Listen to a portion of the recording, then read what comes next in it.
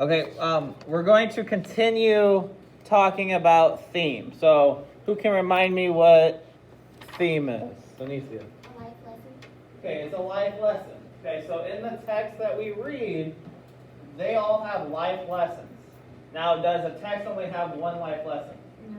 No, I mean, it might, but some of them have two, some of them have three. Okay, so you can have multiple life lessons that are trying to be taught in a text.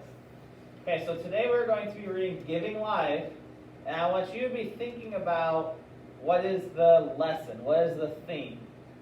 Okay, it says, it was a hot summer day. My dad and I were getting ready to go out for a ride on the boat with my friend Katie and the dog. That's when the phone call came.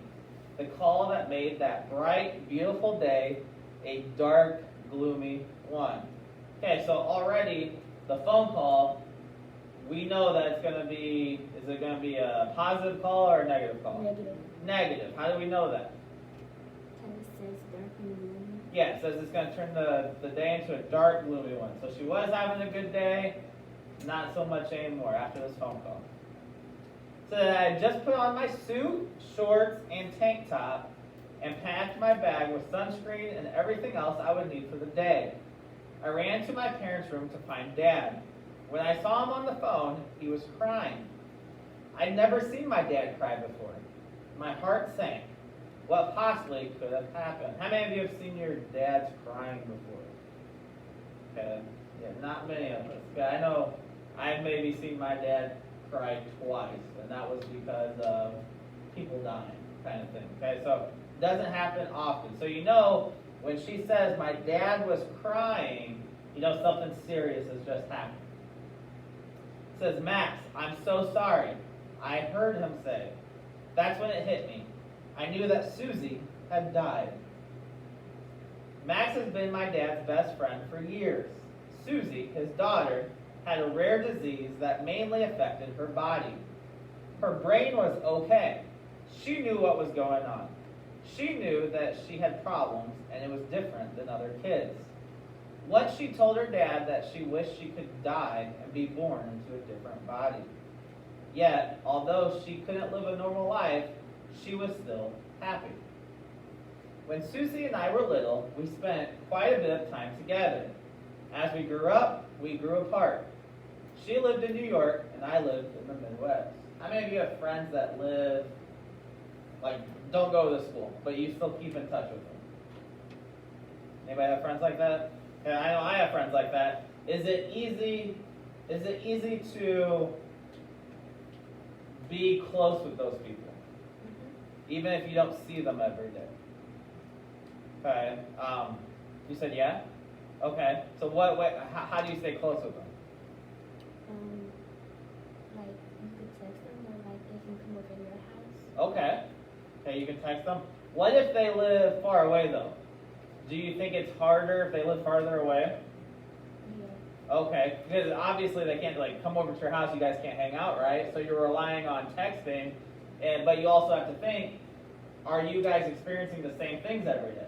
Like, if they don't go to your school, are they going to know, your friends? Are they going to, know what you do on a daily basis? Probably not.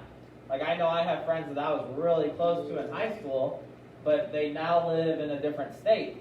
And, I might go a month or two without talking to them, and it's kind of awkward now. It's more like, what's been going on, how's work, that kind of thing. We're not as close as we used to be. So it can be hard keeping a strong relationship with someone that lives far away.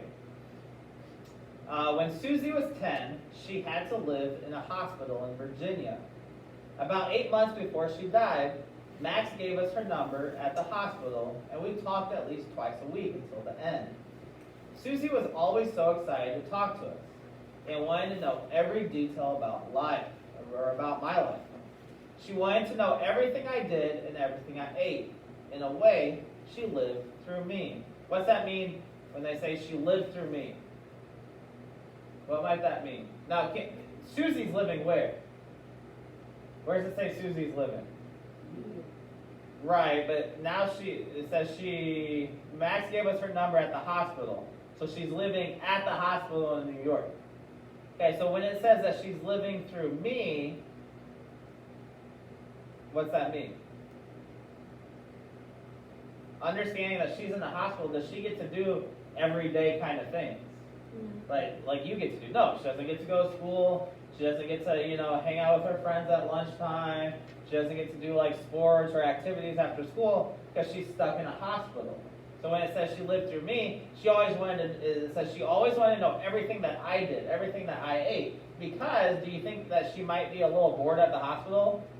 Yeah, she's probably getting almost the same food every day. She's probably only seeing her dad every day. She's not having fun, obviously. Okay, who would? Okay, so it's like she's trying to have her fun through the narrator. It says, after we found out about her death, we made our plans to go to New York for the funeral. When she was alive, I sent her a Beanie Baby, and she sent one back to me. I had bought her another one, but never had the chance to send it to her. So I took it and put it in her casket. Her funeral was very different than any funeral that I had ever been to. After they lowered her casket, each one of us put a shovelful of dirt over her. I remember crying so hard I felt weak. My cheeks burned from the tears. My whole body was shaking as I picked up the shovel, but I was glad I did it.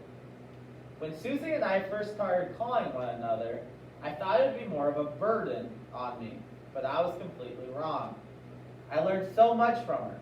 She gave me more than I could ever give to her. I will never forget her or the talks that we had. I now know that I must never take anything for granted, especially my health and the gift of life. Okay, so there are questions that follow, so I want you to do the same thing. You're going to copy the questions, post them into Google Docs. What do you want to title this? Or what should you title it? Giving life. Yeah, I would just title it the same as the title that's on the read-alouds. Okay, so Giving Life, and then answer those questions, and then we'll talk about them in a little bit, okay?